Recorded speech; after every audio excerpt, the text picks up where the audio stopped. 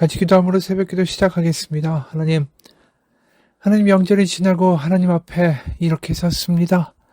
우리의 마음이 가족을 만나고 주변 가운데 같이 어울리며 보내는 행복한 시간도 있지만 늘 하나님과 함께하며 하나님 안에 거할 때 주신 하나님의 큰 기쁨을 느끼고 경험하고 살아가는 우리의 삶이 되게 하여 주옵소서.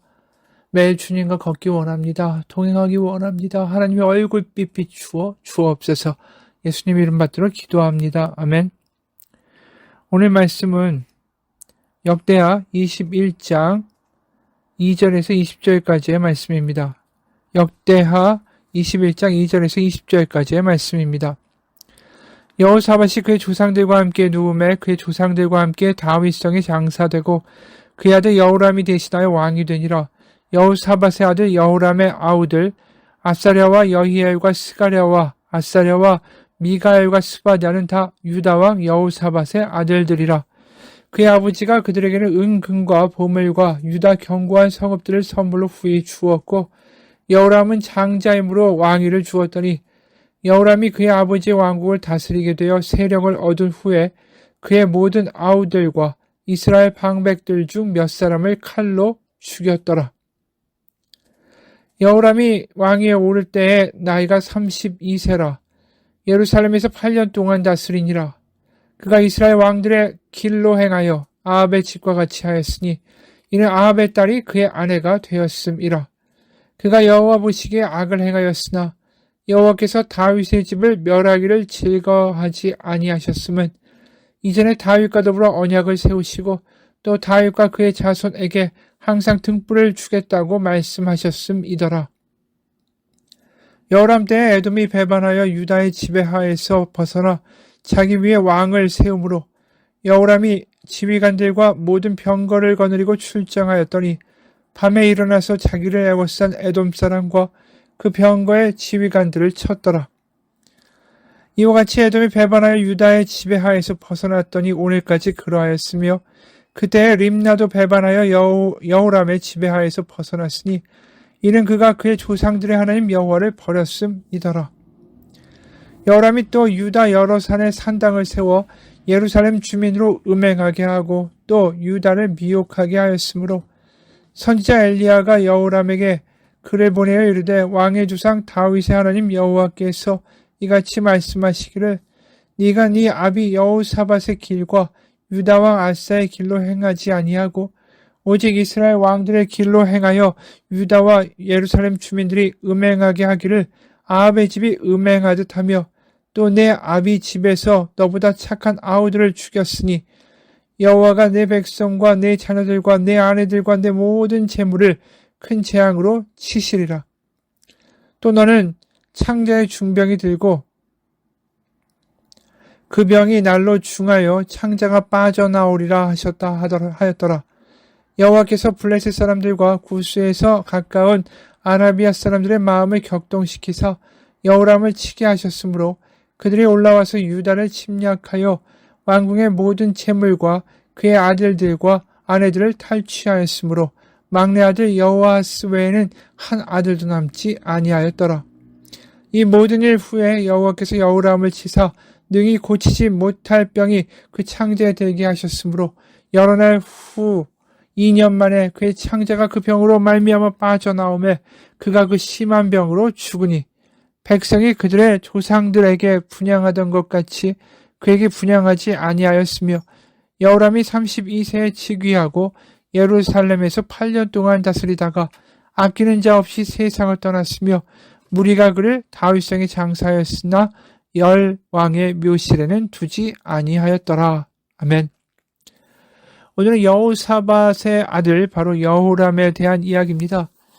이 여호사밧이 바로 이 북왕국의 아주 악한 왕인 그 아합, 바로 아합과 많은 일을 도모하죠. 그 중에 하나가 바로 자신의 아들을 아합의 사위가 되게 한 일이었습니다. 바로 아합과 이세벨, 바로 그 아주 악한 왕비였던 이세벨의 딸이 바로 이 오늘 등장하는 여호람의 아내가 되는 거죠. 이걸 보면 벌써 악한 왕이 될 징후가 농후합니다. 이세벨의 사위라는 것 자체가. 실제로 이 여호람이 여호사밧의 장자고 6명의 아우가 있었습니다.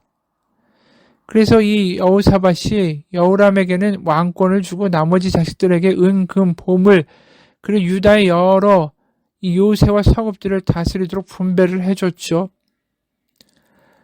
그런데 아버지가 죽으니까 이 여호람은 그 형제들을 다 죽이게 됩니다. 4절에 여호람이 그의 아버지의 왕국을 다스리게 되어 세력을 얻은 후에 그의 모든 아우들과 이스라엘 방백들 중 몇 사람을 칼로 죽였더라.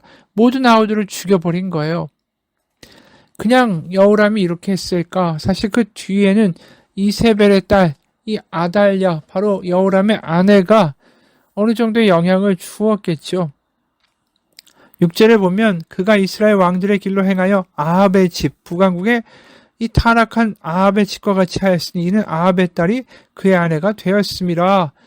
이 아내가 끼친 악영향이 상당히 있었다라는 것을 여기서 분명하게 이야기하죠.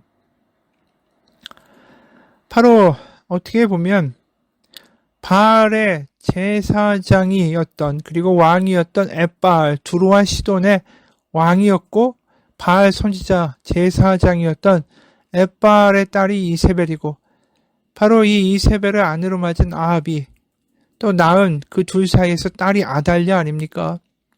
그래서 아달랴가 남왕국으로 와서 이 왕비가 된 거죠. 그러니 당연히 어려서부터 보고 들은 게 뭡니까? 바알과 아세라 우상 숭배와 철저하게 어릴 적부터 보고 들은 그 이방 문화에 대한 생각이 아주 강한 거죠. 그냥 율법에 관심도 없고 하나님의 공의와 정의에 대해서도 관심이 없습니다. 그저 힘이 있으면 그 힘과 권력을 유지해야 되고 그러면 힘없는 이들을 얼마든지 죽이고 자신의 왕권에 도전하는 이들을 제거하는 것이 당연한 상식이었기 때문입니다. 그리고 또 이런 일이 그냥 결혼으로 끝나는 게 아니지 않습니까? 결혼해서 자식을 낳게 되면 북왕국과 남왕국 사이에 이 혈연관계가 성립이 되게 됩니다. 다 형제관계가 되는 거죠. 그래서 이제 나중에 아합과 이세벨의 아들 아하시아가 왕위에 오르게 되죠. 그리고 또 그 형제인 요람이 왕위에 오르게 될 때 이 남왕국에서 결국은 이 혈연관계가 되는 북왕국의 왕들과 함께 같이 연합을 하고 같이 연합군을 꾸려서 전쟁을 하고 이런 일들이 그 이후에도 계속 이어지게 된다는 뜻입니다. 그러면서 여호와에 대한 신앙 자체도 훼손이 되는 것이 당연하죠. 바알 신앙이 이제 압도적으로 수입이 되고 바알 숭배가 이 왕가에서부터 아주 공공연하게 하게 되니까 여호사밧이 그래도 하나님께 나아가며 하나님을 의지했던 모든 그 아버지 때에 이루었던 신앙의 근거가 다 훼손되는 일이 벌어집니다. 그러던 중에 어찌됐든 에돔과 림나가 배반을 하죠.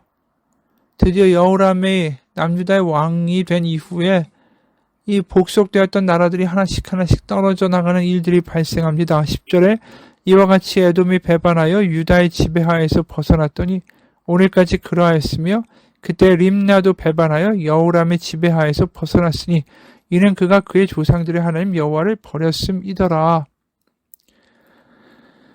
바로 그 다윗 때 복속시켰던 에돔이 드디어 이제 남유다의 지배하에서 벗어나게 된 겁니다.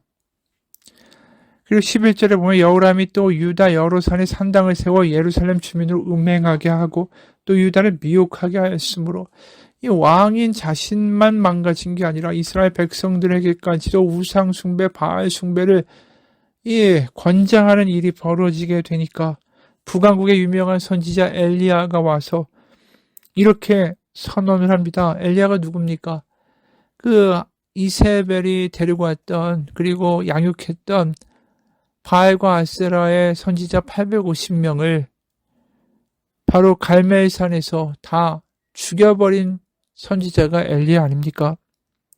그가 당연히 이 남한국에 와서 이런 예언을 하게 됩니다. 12, 13절 선지자 엘리야가 여호람에게 글을 보내 이르되 왕의 조상 다윗의 하나님 여호와께서 이같이 말씀하시기를 네가 네 아비 여호사밧의 길과 유다 왕 아사의 길로 행하지 아니하고 여기 나와 있는 여호사밧과 아사는 그래도 하나님에게 자신들의 충신과 자신들의 할 수 없음을 가지고 하나님 앞에 간절히 나아가서 하나님의 얼굴을 찾았던 사람들이죠. 그래서 겸비하면 내가 너희의 죄를 사하고 땅을 고치겠다라는 하나님의 말씀, 그 하나님의 약속대로 놀라운 기적들을 경험했던 왕들입니다. 근데 그 회개의 길로 행하지 아니하였다라는 거죠. 그래서 13절 오직 이스라엘 왕들의 길로 행하여 유다와 예루살렘 주민들이 음행하게 하기를 아합의 집이 음행하듯 하며 또 네 아비 집에서 너보다 착한 아우들을 죽였으니 여호와가 네 백성과 네 자녀들과 네 아내들과 네 모든 재물을 큰 재앙으로 치시리라. 또 너는 창자의 중병이 들고 그 병이 날로 중하여 창자가 빠져나오리라 하셨다 하였더라. 이 끔찍한 일을 저질렀기 때문에 그거에 대한 분명히 하나님의 지심이 있는 거죠. 창자가 빠져나와 죽을 것이다.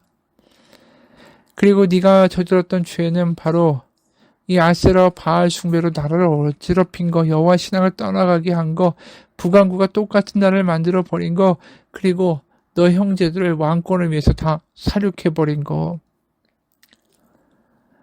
실제로 이제 17절에 이러한 여러 환란이 일어나는데 그들이 올라와서 유다를 침략하여 왕궁의 모든 재물과 그의 아들들과 아내들을 탈취하였으므로 막내 아들 여호아하스 외에는 한 아들도 남지 아니하였더라.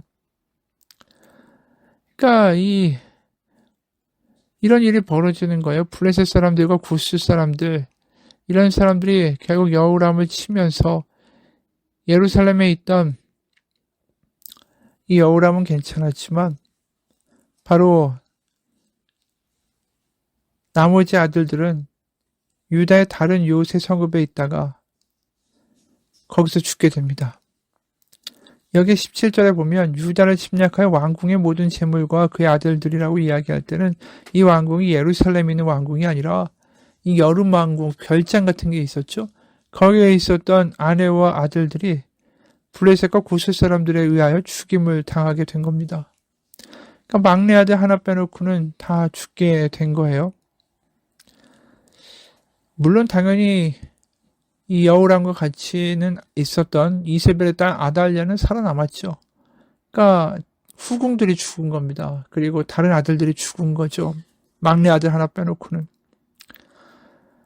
그러고 나서 이제 병이 듭니다. 18절, 19절 보면 이 모든 일 후에 여호와께서 여호람을 치사 능히 고치지 못할 병이 그 창자에 들게 하셨으므로 여러 날 후 2년 만에 그의 창자가 그 병으로 말미암아 빠져나오매 그가 그 심한 병으로 죽으니 백성이 그들의 조상들에게 분향하던 것 같이 그에게 분향하지 아니하였으며 여호람이 32세에 즉위하고 예루살렘에서 8년 동안 다스리다가 아끼는 자 없이 세상을 떠났으며 무리가 그를 다윗성에 장사하였으나 열 왕의 묘실에는 두지 아니하였더라.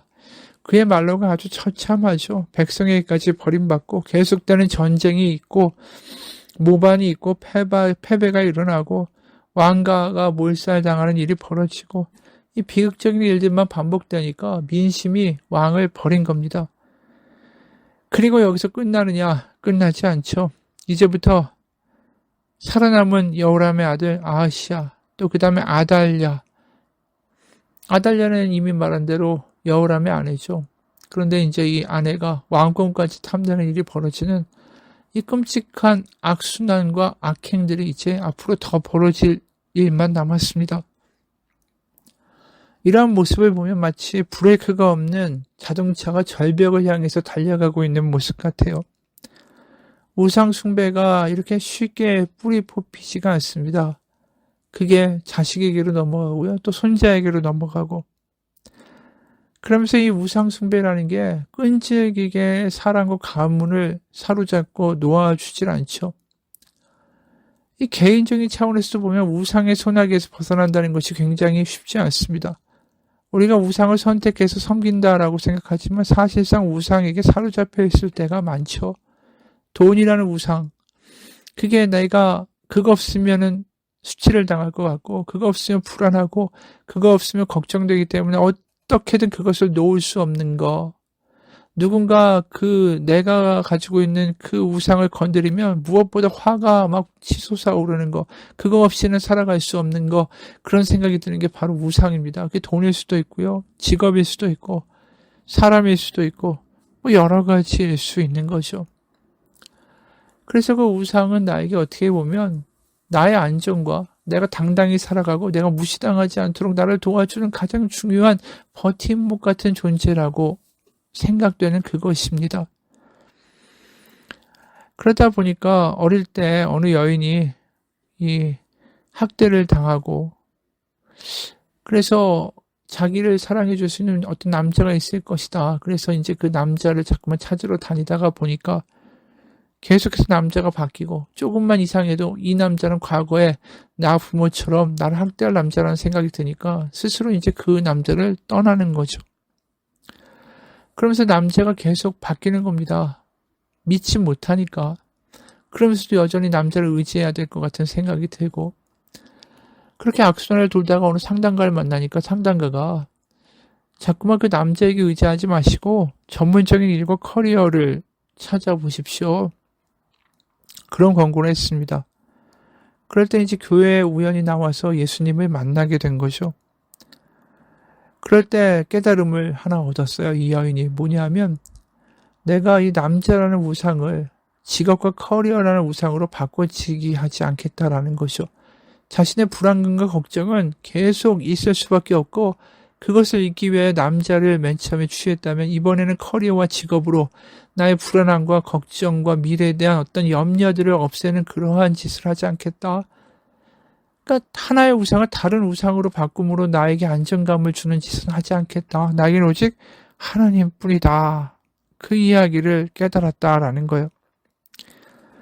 여러분, 우리의 인생에 우상이 우리를 지켜줄 수 없습니다. 결국 우상은 어느 순간에 우리를 배반하죠.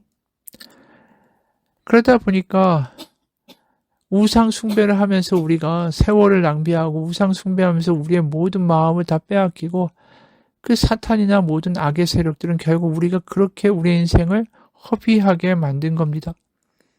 우리 인생에서 가장 중요한 것이 무엇인지를 잊어버리고 우상, 쓸데없는 걸 얻으려고 우리의 인생을 다 써버리도록 만드는 거예요. 그리고 허무하게 만드는 거죠. 그러니까 하나님의 자녀로 우리가 누리고 살아갈 수 있는 모든 삶의 기회들을 박탈해버리는 게 우상입니다. 그게 여우람의 삶이었죠. 하나님 안에서 안식을 취하고 하나님 안에서 담대함을 가지고 살아갔던 그 부모의 모습과는 달리 형제들을 죽이고 권력을 더 얻으려고 하고, 이 어떻게 보면 자신의 삶을 안정시키기 위해서 우상을 의지하고 부강국과 결탁하고, 그러면서 우상을 계속해서 섬기고 이거 섬기고 저거 섬기며 자신의 인생을 확보하려다가 결국 병들어서 결국 비참하게 죽어가는 그러한 모습이 이 여우람의 모습이 아닙니까? 어느 목사님의 글입니다. 사탄은 우리를 예수님 없는 분주한 삶으로 몰아넣으려고 애쓴다. 그는 평안을 빼앗아가는 악한 영이기 때문이다. 하지만 예수님만이 평안의 왕이시다. 그분과 함께 일을 하는 사람은 일에 매몰되지 않고 평안 가운데서 일한다. 그러므로 우리는 브레이크가 파열되어 달려가는 기관차처럼 일에 빠져서는 안 된다. 사역의 노예가 되어 사역에 끌려가서도 안 되고, 하나님과 함께 일하면서 조용한 기도 생활에서 힘을 얻어야 한다. 그런 아름다운 사역에는 하나님이 주시는 활력과 열정과 기쁨이 충만하다. 예수님과 분리되어 있으면 불행하다라는 것을 잘 알면서도 때때로 우리는 일에 얽매이게 된다. 일하는 동안 그분과 교제가 끊어진다면 우리는 탄식할 수 있어야 한다. 다양한 일에 몰두할 때 우리는 몇 시간이고 그분을 잊어버릴 수 있다. 그러나 그런 식으로 분주함에 빠지는 것이 우리의 삶에서 더 이상 용납되어서는 안 된다. 분주함은 단순히 일에 몰두하는 것이 아니라 그 자체가 죄일 수 있다. 참 놀라운 이야기죠. 우리가 예수님 안에서의 안식을 경험하고 그분 안에서의 평안을 경험하고 그분이 주시는 자녀로서의 약속을 누리면서 살아가는 삶을 잊어버린 채로 내가 내 자신의 삶의 어떤 안정과 미래를 확보하겠다고 뛰어다니고 몰두하는 순간에 그것이 어떤 것이든 우상이 될 수 있다라는 말입니다.